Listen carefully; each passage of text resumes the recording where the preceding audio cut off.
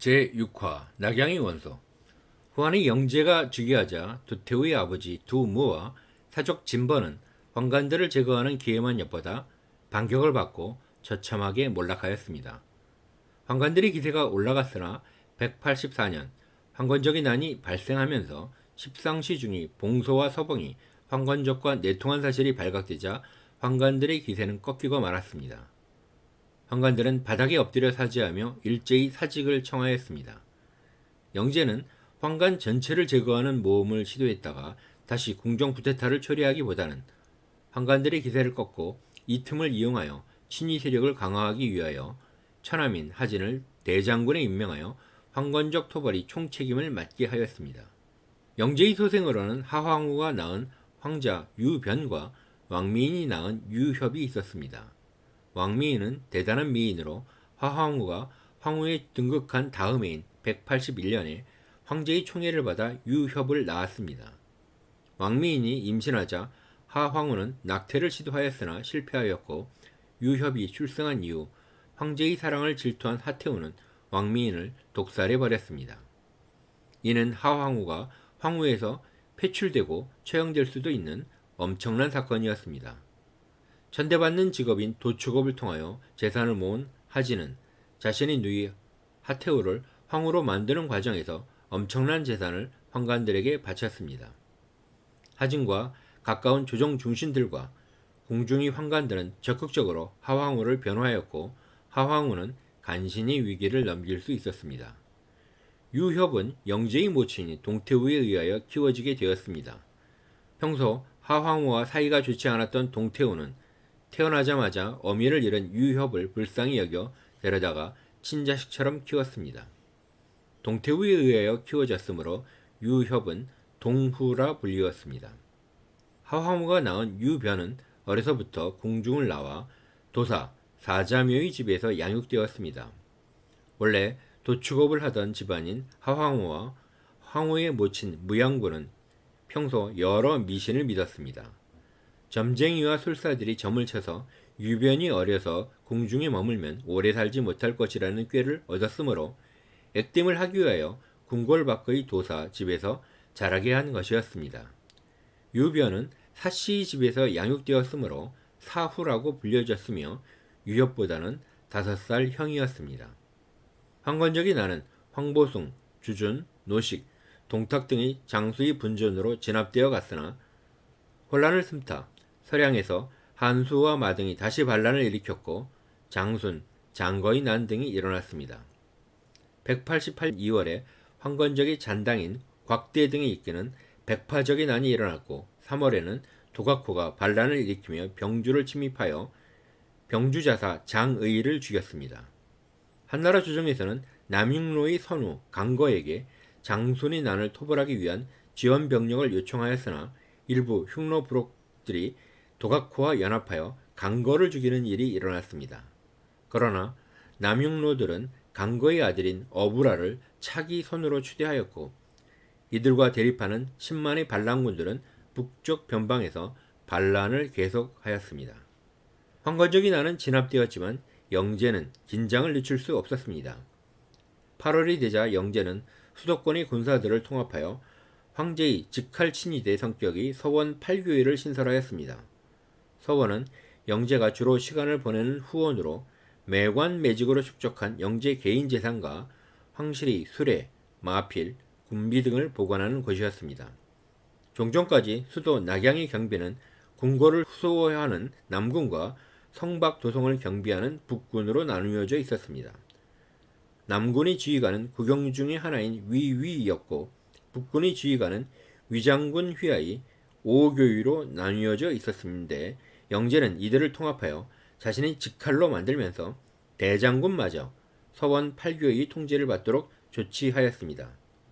군사권을 영제 자신이 직접 장악하겠다는 확고한 의사를 표시한 것입니다. 8교의 지휘관은 자신의 최측근 황관과 믿음직한 사족 가운데서 엄선하여 8교의를 임명하였습니다. 소황문 건석을 최고 책임자인 상군교의로 임명하였고 이어서 원소, 조조, 순우경 등을 교의로 임명한 것입니다. 이와 함께 하태우의 오빠인 대장군 하진을 견제할 목적으로 동태우의 조카인 동중을 대장군 다음가는 지휘인 표기장군에 임명하였습니다. 영제는 처음 당연히 장남인 유변을 태자로 책봉할 생각이었습니다. 하황우의 입장과 대장군을 맡은 하진을 고려하면 당연한 선택이었습니다. 하지만 유변을 대하면서 황제는 생각을 달리하게 되었습니다.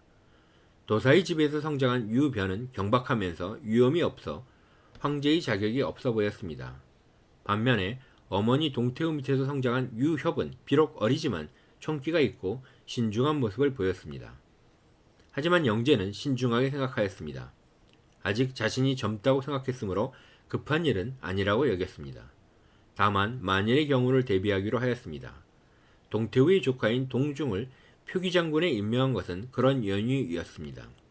표기장군은 한무제 시절 흉노를 토벌한 곽거병의 직책에서 유래한 것이며 대장군 다음의 지위였습니다. 대장군 하진을 서원 8교의 책임자인 건석이 통제를 받도록 한 것도 만일의 사태에 대비하고자 하는 것이었습니다. 건석은 영제의 의도를 간파했지만 병권을 장악한 대장군 하진을 두려워하였습니다.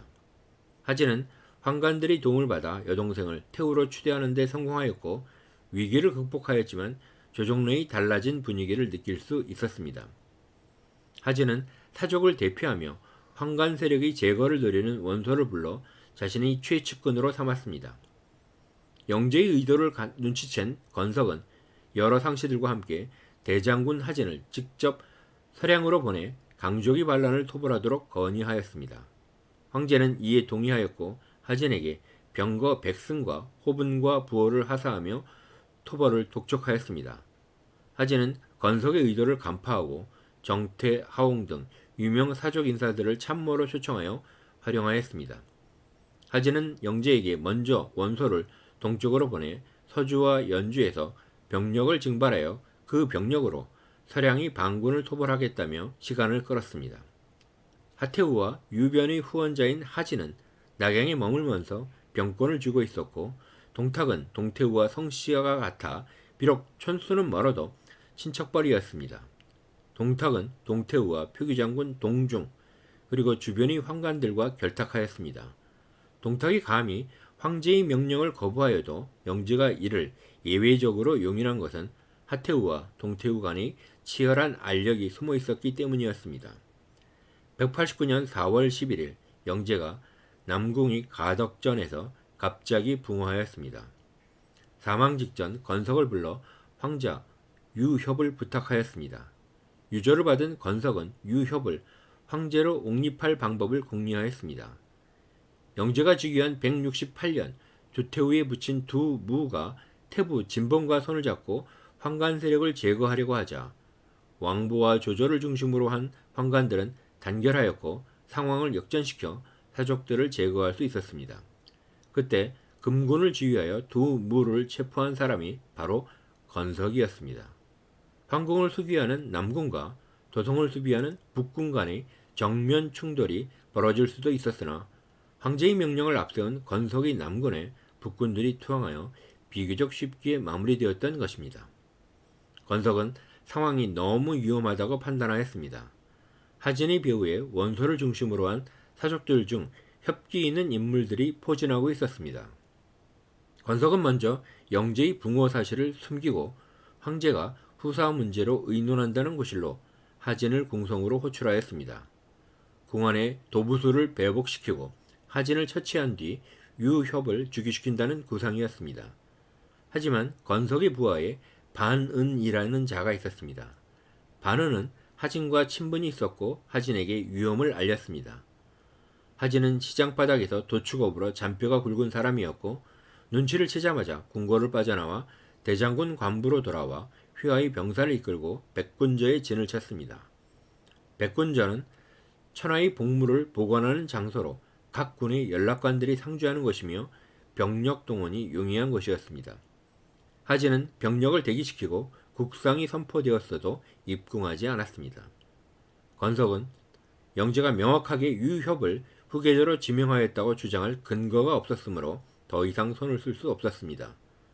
황자 유변이 즉위하였고 하태우가 정사를 대리하게 되었습니다.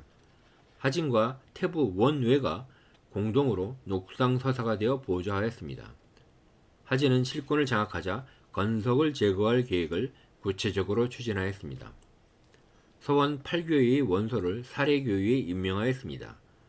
사례교위는 직급상으로는 국영 아래의 관직이지만 낙양과 장안 등 수도권 지역의 치안과 감찰을 책임지는 권력의 핵심 요직이었습니다. 하진은 원소를 자신의 오른팔로 삼았습니다. 원소의 평소 생각은 황간 세력을 일소할 계획이었습니다. 과거 원소는 6년간의 심요 생활을 마치고 바로 관직에 나가지 않고 널리 사족 출신의 명사들과 교본을 강화한 것은 강대한 황간 세력을 제어하기 위하여 외척의 힘을 빌리고자 하는 원대한 계획이 있었기 때문이었습니다.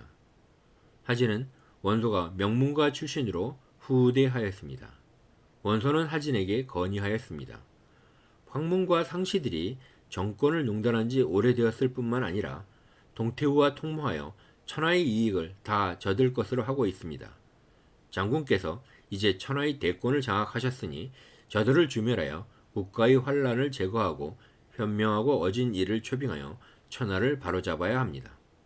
하진은 원소에 이어 원소의 집안 동생인 원소를 황제의 근위대장인 호분 중랑장에 임명하였고 지모 있는 선비들을 구하였습니다.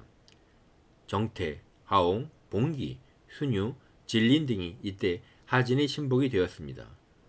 원소의 가문은 4대에 걸쳐 오공을 지낸 삼국시대 최고의 명문가였습니다.